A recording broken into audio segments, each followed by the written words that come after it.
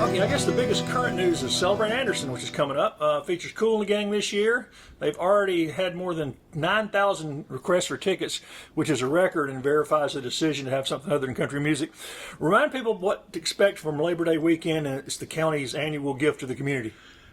Well, thanks to a number of sponsors, Michelin, Arthrex, Moorhead Construction, Schneider Tire, Goodwin Mills and Kaywood Engineers, and some other ones that I may be leaving out, but I will certainly make sure that they're duly noted. We're able to bring a concert to the community absolutely free. It will be also the largest fireworks show in the Upstate that night. And in addition to that, which will take place that night, we're having a big Jeep exhibition that will be going on all day right there at the Civic Center.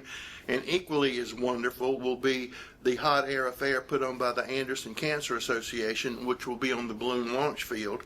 And that will start way earlier than that. So there'll be a steady number of things to do out at the Anderson County Entertainment Center, absolutely free. Now, if you buy something to eat, that's not free. But all the entertainment and all the things, all of that is going to be free, and it ought to be quite a wonderful weekend with lots of things for lots of people to do. And you mentioned Cancer Association and the Jeep thing are both for charity. Both of them are for charity, and we hope everybody comes out and supports them. I can personally attest to the good work that the Anderson Cancer Association does. Some people confuse it with the American Cancer Society. Our Cancer Association, led by Andy Stringer, all of that money that is raised stays in Anderson County, and it helps a lot of people with food. It helps even to help pay their insurance bills while they're going through cancer treatment. Whole lots of counseling and other things they do. They do good work. They do the work of the Lord. So anything that we can do to support them, we absolutely want to do that. How did Celebrate Anderson start? Started a long time ago, and before I was here. And it was just an idea to bring the community together, and I think it's grown steadily since then. It came out of Freedom Weekend Loft first, right? Freedom Weekend Loft, but now we've kept it going, and I guess it's been going for over 20 years now. So I know that I've been doing it for 18 years. So. And Civic Center also, later this year, they got Marshall Tucker coming. We have Marshall Tucker. That's indoors, so we don't have to worry about the weather. No, don't have to worry about the weather, so we're excited about that. Several other things on the horizon that are coming out there, and we're very excited about that, so it's going to be good, but really happy about the number of tickets, which are free, that have already been done for Kool the Gang, and we're expecting a really good crowd. And I know that we're going to have more than 9,000 people there. Yeah, bring your manners because it's going to be crowded. It's going to be crowded. Yeah. What about, I know y'all do an aftermath sort of recap of things. How did the aftermath recap of Rock the Country's second visit to Anderson? That was yesterday, and it went very, very well. As you know, that was the second year that we've done that. And we learned a whole lot between the first year and the second year.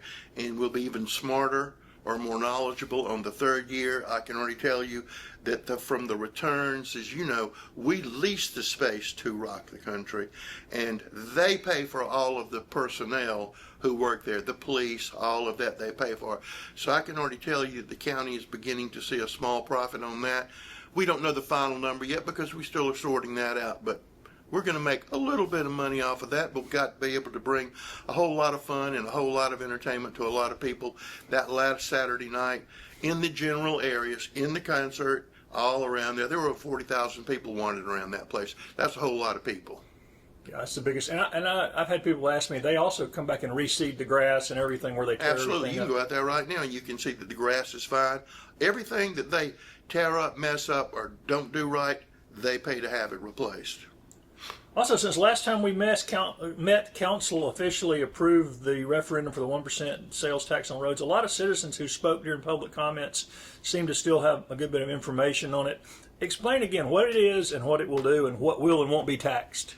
Okay, we cannot advocate for that, but we can provide information. It will be a penny sales tax. It will not be on unprepared food. It won't be on drugs and things like that. Will everybody in Anderson County pay it? Yes, they will. But also, an additional 30% of that will come from people who don't live in Anderson County. And to rehash, the council looked at adding millage. 1 mil equals about $1 million to the county. 1 mile road, this is an average, costs about $1 million a mile. You raise taxes on people's property, 10 mills, you get 10 miles of road. We got 1,550 miles of road. They looked to put a vehicle tax, $10, $15, $20, $25. Doesn't raise enough money. This would raise approximately $36, $37 million for 8 years. And at the end of that, it dies by law, and the only way it could come back is if council put it back on the ballot and the citizens voted for it again. But every place that they've ever done it, and they've done it well, it was easily renewed by the voters. But again, this is the choice of the people. They can vote for it or against it. It is pure democracy. Do you want it? Do you not want it? Any information that you would like to see is available on the county website. They can see the referendum and the list of roads. And there's also going to be some information sessions. I know one is going to be hosted by the Western Carolinas Realtors Association. They're going to host one at the Civic Center. And we know some other organizations are going to host it.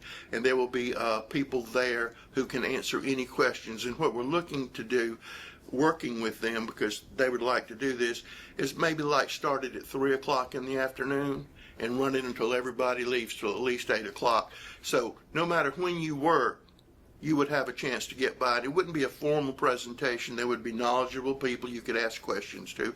And people who are against it could absolutely come to it too. So, that's what we're hoping to have here pretty quick. And it's written by law, the funds can't be transferred to anything. You cannot transfer it to anything else. You cannot go build a bathroom. You can't build a statue of yourself. It has to go specifically on what is on that list. And that will be enforced by the road commission who selected the roads and all of that done. And they will be watching it like a hawk.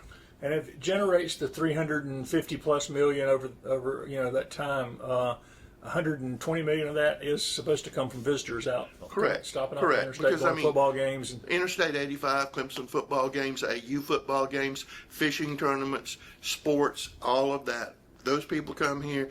If they purchase something other than what I said was excluded, they will be paying that tax too.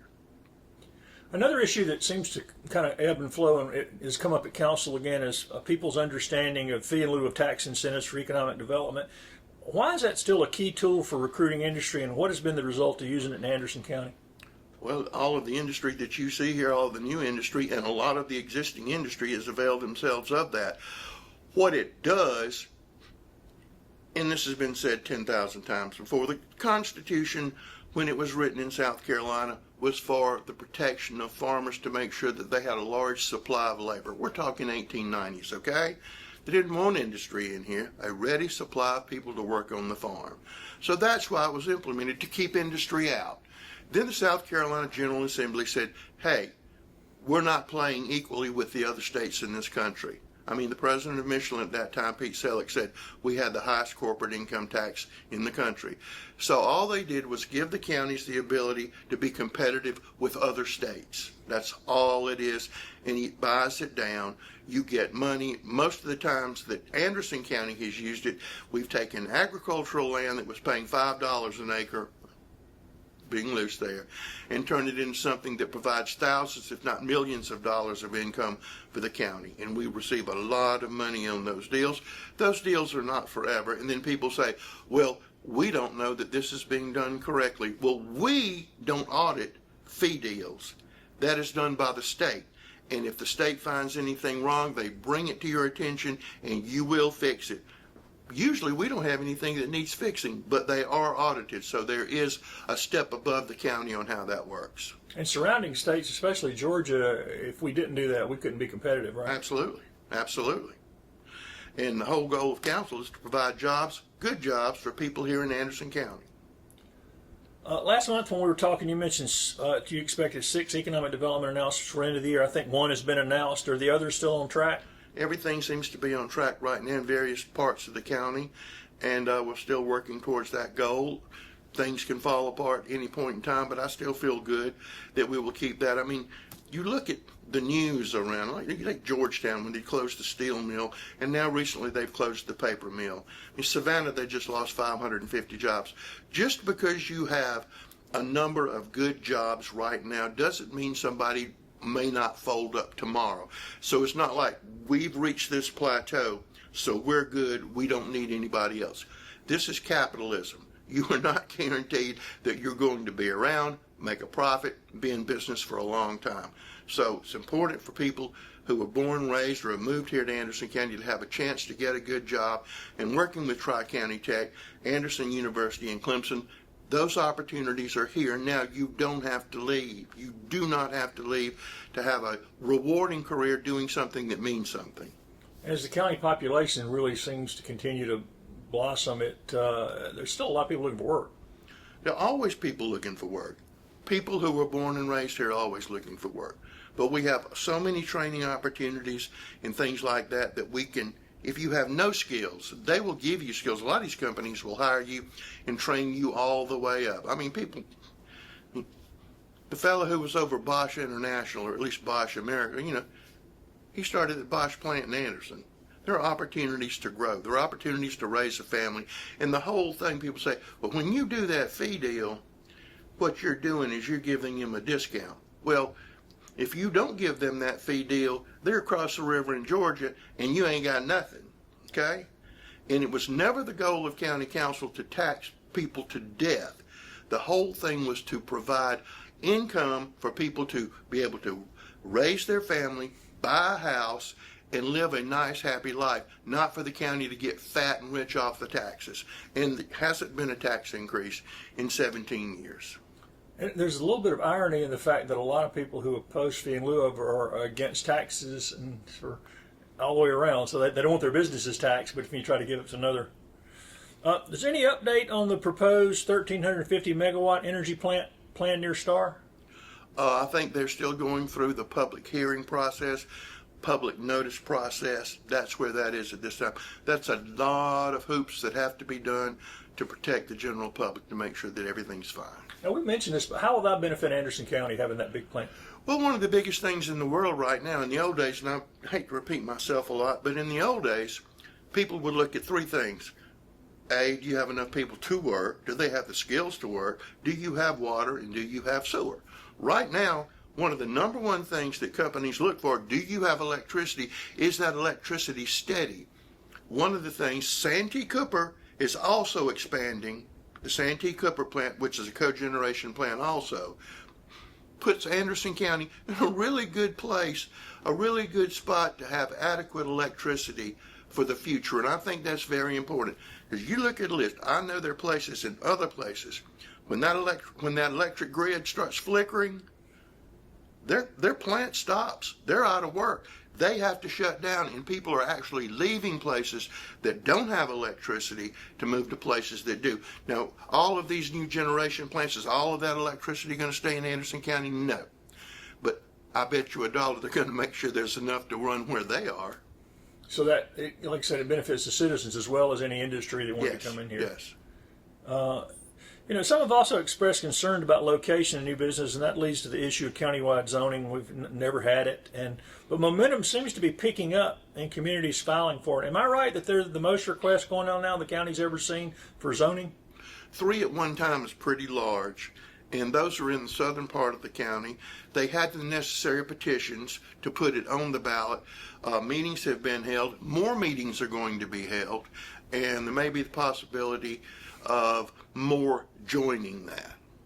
And that's the first time I remember we've had multiple people doing that Yes. at the same time anyway. And that will mean that they can determine what's in their communities, right? They can determine what is going in their communities, absolutely.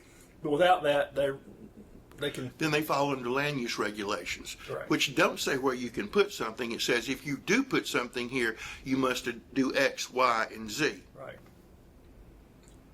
Is the new Anderson County Detention Center still on track to open next year? There's a tour going on right now, still on track. We should be receiving the sales in October. These are prefab sales, which everybody uses in the detention business these days. And they come in and they're on little rollers and you just roll them into place and they're all ready to go. So we expect those to come in October. So is middle of next year, end of next year, what was it? Something like that, if everything goes well. But the contractor's been wonderful. Are there any other significant construction projects underway in the county? This one, Well, here in the historic courthouse. this one in the courthouse. Is it still going to be done by the holidays? Well, we're hoping it. They're still saying they get through by December. Because I guess the closer you get to getting it, the worse it looks. Because it looks worse now than it did. But it's going to be so nice when it's finished, and it'll be able to last for another 127 years. Paul's has been slammed again this summer. Do you have any updates on how things are going on at Paul's? They're slammed. And a Humane Society, Anderson Humane Society is slammed. And we have a lot of independent people who actually go out and try to help with feral cats and things like that, and they're slammed. So everybody is slammed with animals, and no matter what we do, it's still there. We cannot seem to just get over that hump, but I don't know if we ever will, but we have to keep trying and doing the best we can to make that happen. Do they know why? I mean, is there some reason for... I don't know. I guess when puppy mills and... During COVID, a whole lot of people got animals. As soon as COVID was gone, boom, we don't need these animals anymore. You get a lot of that. So still, but if you need a pet, please come to Paws and take one of our pets. How about parks? Any other parks upgrades slated for the rest of the year? Yes, we are working right now in Hurricane Springs Park. That's coming along well. We're working at Dolly Cooper. We're working on the new Piedmont Park, which we received more additional grant funds for that. We're doing some work on Wellington, not fast enough to suit me, but it's going on right now. So we're constantly doing that. And we're also in the process of upgrading our walking tracks. But upgrading those walking tracks is highly expensive because we will not do it unless it's ADA acceptable. And we have lots of walking tracks in the county, and lots of them need attention. But we are excited about some of the things the city's doing with trails and how they're linking into other things. So I think we're getting there, but not as fast as I would like. Yeah, people would be surprised how many little walking tracks there are scattered around the county. Yes. How about the farmers market? They have a good year this year. So far, they keep on stats on that. We don't keep stats. All I can tell you, it's always packed and it's always full. And if you want tomatoes, I'd say you better hurry up and start getting them right now because they're about to thin out. It's been so crowded. You better get there early anytime. Early anytime. When does the summer market end? I would have to ask Ms. Nicomito when that ends, but then she'll instantly go into the fall market, and then she will be getting ready for the Christmas market. And just a couple of blocks away, the Anderson County Museum continues to add updated exhibits, and they have regular programs that are free to the public. We've talked about this before. It's considered one of the best museums for a town the size of Anderson in the nation. Think it'll ever outgrow that building? It's already outgrown that building. If we could, they do have exhibits they can't put out. We have exhibits we can't put out, but Beverly and her staff do a remarkable job of keeping things fresh and moving, and she's a phenomenal fundraiser because most of that stuff she raises funds to do.